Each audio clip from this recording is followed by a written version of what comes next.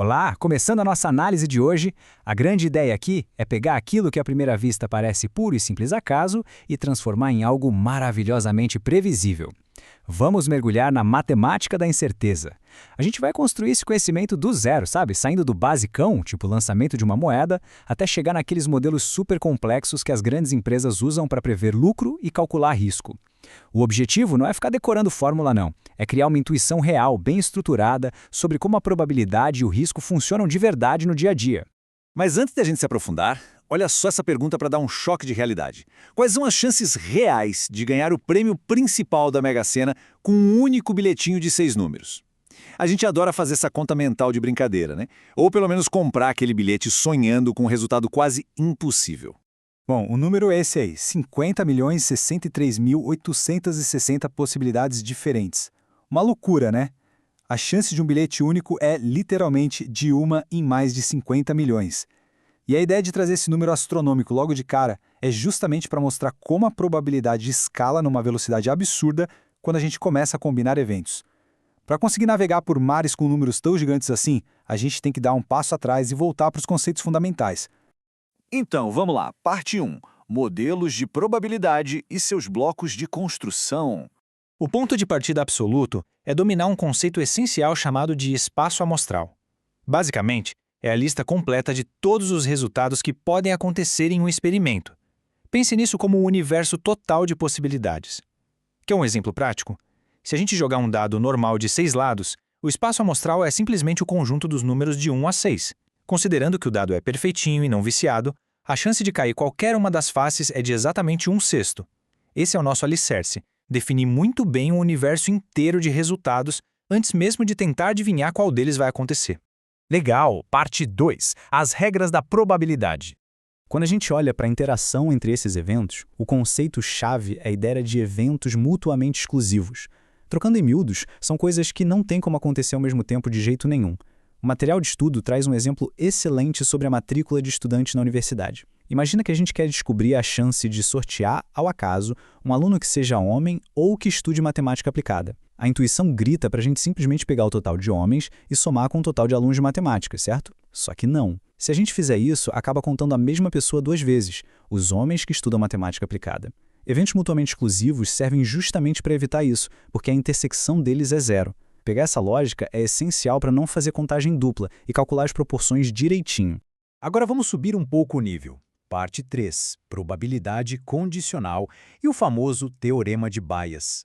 Pensa naquele exemplo super clássico de sortear bolas brancas e vermelhas de dentro de uma urna. Antes de falar de Bayes, a gente precisa entender que a matemática muda completamente dependendo de uma condição crítica. Os eventos são dependentes ou independentes. Funciona assim. Se a gente tira uma bola, anota a cor dela e coloca de volta na urna, o próximo sorteio vai ser um evento 100% independente. As chances originais continuam iguaizinhas. Mas, se a gente tira a bola e não devolve, aí a coisa muda de figura. A composição da urna mudou, agora a gente tem eventos dependentes. A chance de tirar uma bola branca no segundo sorteio é totalmente atualizada e condicionada ao que rolou lá no primeiro sorteio. E é exatamente aí que acontece a mágica de previsão com o Teorema de Bayes. Analisando cenários como a alta ou queda no mercado financeiro, dá para ver como a gente pode pegar aquelas crenças iniciais, que chamamos de probabilidades a priori, e atualizar tudo isso matematicamente quando chegam novas evidências. Imagina o mercado de ações. A princípio, a chance de a bolsa cair no dia seguinte era de só 10%, contra 90% de chance de subir. Só que aí chega uma informação nova e quente. O dólar subiu em relação ao real, e os dados históricos mostram que o dólar subir costuma anteceder uma queda na bolsa com uma frequência muito maior do que anteceder uma alta. O Teorema de Bayes pega a força dessa notícia nova e recalcula tudo. É simplesmente brilhante. A notícia da alta do dólar força uma grande atualização. A chance de a bolsa cair dá um salto gigantesco, indo de míseros 10% para expressivos 31%. Quando a gente trata novas evidências de forma séria com essa equação, fica provado o valor incalculável que a informação tem nos modelos de previsão. É a informação literalmente transformando o risco. Vamos em frente. Parte 4. Variáveis aleatórias discretas. Tá, mas o que é uma variável aleatória discreta? Resumindo, é uma função que liga um valor numérico a cada resultado possível dentro do nosso espaço amostral. Na vida real, isso significa que a gente consegue pegar situações descritivas, tipo peça perfeita ou peça com defeito, e traduzir isso para números reais. E é isso que permite a gente fazer contas muito mais avançadas para os negócios. Bora usar como exemplo uma linha de montagem. O dono de uma fábrica monta um produto juntando cilindros e esferas que vêm de lugares diferentes. Dependendo da precisão do encaixe dessas peças, o lucro final flutua. Quando a gente transforma esse processo inteiro numa variável aleatória focada no lucro, o formato exato das chances aparece claramente. Se o encaixe ficar perfeito, o que rola em 56% das vezes, o lucro é de $15. Se precisar dar uma ajustada na fábrica, o lucro cai para $10 em 23% dos casos. Agora, se as peças ficarem curtas demais e o produto tiver que virar sucata, aí o lucro vira um baita prejuízo de $5, o que acontece em quase 19% do tempo. Com isso tudo mapeado, o destino financeiro de cada peça que sai da esteira fica escancarado. Parte 5. Valor esperado e variância.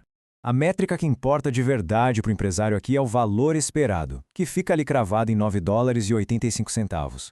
Como que chegar nisso? É só multiplicar cada lucro possível pela chance dele acontecer e somar tudo no final. Esse é o centro de gravidade da nossa análise. Ele representa a média de lucro a longo prazo por unidade que sai da fábrica. Sabendo disso, o planejamento do negócio ganha uma base muito mais sólida, blindada contra as pequenas oscilações do dia a dia.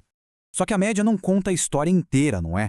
E se essas oscilações forem tão violentas que podem quebrar a empresa? É para isso que serve a variância. A variância é o que mede matematicamente o risco real da operação, calculando quantos resultados se espalham em volta daquele valor esperado que a gente acabou de ver. Variância alta é sinônimo de lucros e prejuízos extremos e instáveis. Nesses casos, a empresa precisa jogar na defensiva, mesmo que o lucro médio pareça muito bom no papel. Caminhando para o fim.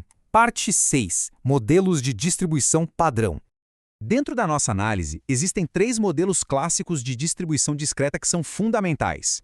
A distribuição uniforme a gente até já comentou lá atrás no exemplo dos dados perfeitos, onde todas as faces têm exatamente a mesma chance.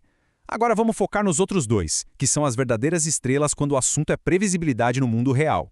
O modelo de Bernoulli é a sacada perfeita para cenários estritamente binários. É sucesso ou fracasso, sim ou não. Imagine uma esteira de qualidade na fábrica. A gente puxa uma peça aleatória do lote. Ou a peça está funcionando direitinho, ou ela está quebrada. A variável de Bernoulli serve justamente para quantificar esse teste único, amarrado a uma probabilidade específica de sucesso.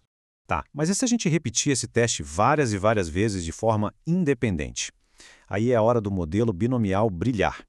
Ao invés de testar uma vez só, imagina lançar uma moeda de forma independente exatamente 3 vezes.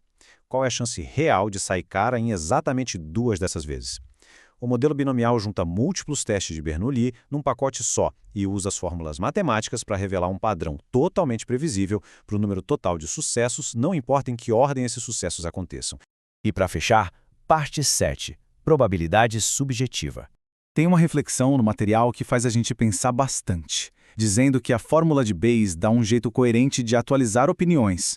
Quando não se tem planilhas gigantes de dados ou testes repetidos à exaustão, as probabilidades são atribuídas usando o contexto e as próprias experiências. O texto traz um exemplo super legal. Qual a chance de chover muito em São Paulo no dia 12 de janeiro do ano que vem? Alguém que mora lá no outro extremo do país, sem saber como é o clima do Sudeste, pode simplesmente chutar uns 50%.